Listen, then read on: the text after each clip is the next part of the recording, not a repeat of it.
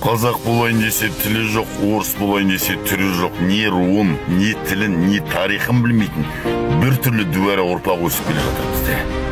Мына видеоны қарап, кәдімгідей ішім ашылды. Қарап көріңізші өзіңіз. Атың кім? Аслан. Аслан? Қақтан боласың? Что? Қай жерден боласың? Қаншадасың? Я не знаю. А что подошел, не знаю? Казахский не знаешь, да? Почему? Міне өздеріңіз көріп тұрғандарыңыздай жағдай осы.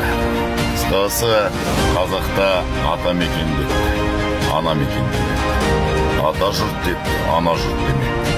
Ата кәсіп депті, ана кәсіп демепті. Ата қоныс депті, ана қоныс демепті.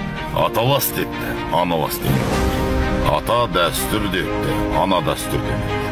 Ата жолы депті, ана жолы демекті. Бірақ дәл тілге келгенде ата тіл демекті, ана тіл демекті. Қазақ тілінің қазіргі қадірі де болашақ тағдыры да анаға, әйелге, қыздарға, қарындастарымызға байланысты. Қазақ білместіктен келген жоқ, баланың тілі анаға етіп. Бұл себепті мына еліміздегі қазақ қарындастарымызға, ана, абай, келіндеріміз, жеңгелеріміз балаларды қазақша, қазақ тілінде тәрбиелеп, балаларымызды қазақ тілді мектептерге беруге тырысты.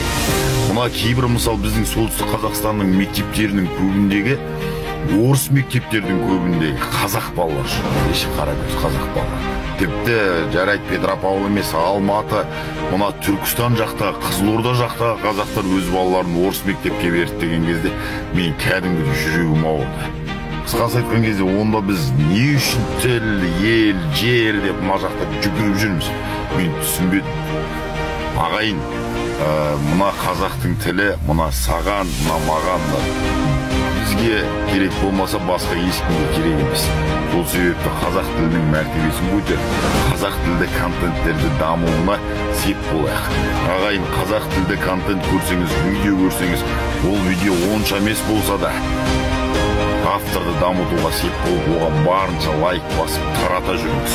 Ол жігіттің қазақ тілді видеосы, бірінші видеосы жаман болуы мүмкін, 10-шы видеосы жаман болуы мүмкін. Бірақ 100-ші видеосы, қазақ тілді 100-ші видеосы, ол сізге де бізге де пайдасы тиетін құнды ақпарат болуы мүмкін. Сол себепті осы TikTok'та, Instagram'да болсын, басқа жерде де болсын, қазақ тілді контентті барынша дамытып, мұна жаңағындай дүбәрә жастарға қызығатындай қылып, әдемі қылып жасауымыз керек. Сол себепті осы байдың берген мүмкіндігін әлеуметтік желіні барынша пайдаланайық.